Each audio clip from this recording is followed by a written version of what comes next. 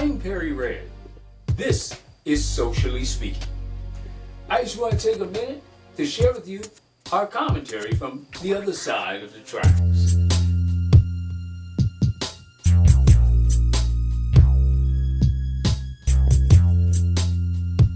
Well, is it now the time to do the recap, the analysis, the reevaluation of the goods that you bought? You got them home, you open them up, and they look good on day one and they spoiled on day two. What am I talking about? I'm talking about your so-called president. Yes, he's pretty much destroyed everything that you could have captured in your American dream. All the ambitions and hopes that you had for someone who would run this country like a business. This is what you got. You got the business. Listen, we know that we are in a dire situation. We know that 4 more years, like the 4 we just experienced, of controversy on a daily basis, drama on a daily basis, and idiocy on an hourly basis, is more than anyone can stand. But will we stand it again? Now, I know as well as you know that we've been going through this drama day after day after day, that you're not seeing what you're seeing, that you're not hearing what you're hearing. But when you get the grand idiotic suggestion of disinfected ingestion, you gotta say to yourself, enough is enough. For some people it's not. But we gotta look at the whole garbage pail. Because that's what this presidency has been. It's been a pail of garbage from beginning to end, from day 1 to day 365, 665, to day 1,000. It's been garbage. And here we are, election eve. And what are you going to do differently? Well, I know in D.C., I'm a candidate for Ward 4, and I'm not sure that I'm as motivated about it as I should be, but I am as angry as I'll always be, because I know that the people in this ward will end up doing the same thing people at the national level will do, and that's vote for the same thing and expect a different result. Now, folks might not vote for Donald Trump again in 2020, but they will vote for the same liberal policies that led us to Donald Trump in voting for Joe Biden. That's insane to me, but you know, it's no dream. It's this American life is not an American dream. It's an American reality and an American insanity on top of that. So your so-called president tells you that the coronavirus will go away magically one day. Hocus pocus. It's going to disappear. One day it's like a miracle. It will disappear. And from our shores, it could get worse before it gets better. It could maybe go away. We'll see what happens. Nobody really knows.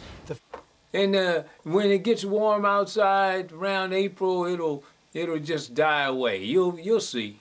Now, the virus that we're talking about having to do, a lot of people think that goes away in April with the heat, as the heat comes in. Typically, that will go away in April. We're in great shape. And folks are buying that. Are you happy with the goods that you bought? Then he tells you, no, matter of fact, he wasn't telling you.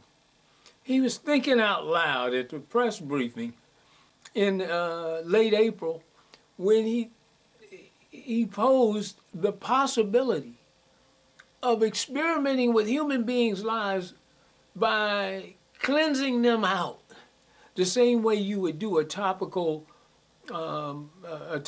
disinfectant, and to get rid of germs, or his belief that Lysol kills the coronavirus.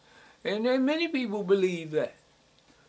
I mean, it may be as simple as that, but you don't do it inside someone's body. Even a baby knows that this doesn't taste good at all. You know, babies cringe up when it's something that's harmful to them. You know, it takes a lot to kill a human being. Even Donald Trump. But you can best believe that he's gonna stay far away from anything that might kill him. We know that about how he enlisted to go to Vietnam. Listen, I was born at night, but wasn't last night. And your so-called president was suggesting that human beings, Americans mind you, could undertake a physical cleansing of their blood through disinfectants like Lysol or Clorox or whatever the case may be. But then he turns around and tells you he didn't really say that, or he didn't mean that, or it was sarcasm. No, really. Now watch what he says. Just think to yourself. He's thinking out loud. Supposing we hit the body with a tremendous, whether it's ultraviolet or just very powerful light. And I think you said that hasn't been checked. As he's talking to Dr. Burks, right? In this press brief. And then I said, supposing you brought the light inside the body, which you can do, either through the skin or in some other way.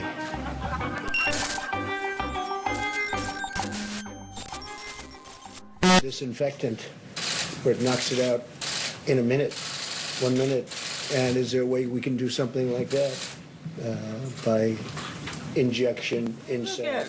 First of all, and then he turns around and tells you and I, the American public, when he was scrutinized, when he experienced pushback, that he was being sarcastic. But I was asking a sarcastic and a very sarcastic question. Look at him. He is serious. Test it. And then I said, supposing you brought the light inside the body, which you can do, either through the skin or in some other way. Look at that man's face. Is there a way we can do something like that by injection inside or almost a cleaning? He's serious. And he's thinking out loud. Listen, the Jews in 1940 only wish Hitler was thinking out loud when he was planning to do what he did in Sobibor and in Auschwitz and so many of the death camps where he killed human beings. You only wish that Hitler thought out loud like this idiot is doing. And this idiot is the leader of the free world? No, he's not, and didn't want to be, doesn't want to be. He's broken off relationships with some of America's greatest allies, strongest allies, most loyal allies. They might have been loyal for the sake of money. Let's be real about it. And money is the issue at hand here. Money is why so many of us are dropping dead. Over 54,000 people have died in this country due to the coronavirus. And it's not so much that the coronavirus is our problem, it's the handling of this epidemic that's the problem. One who wants to continue to enrich those people around him that makes him greater in their eyes.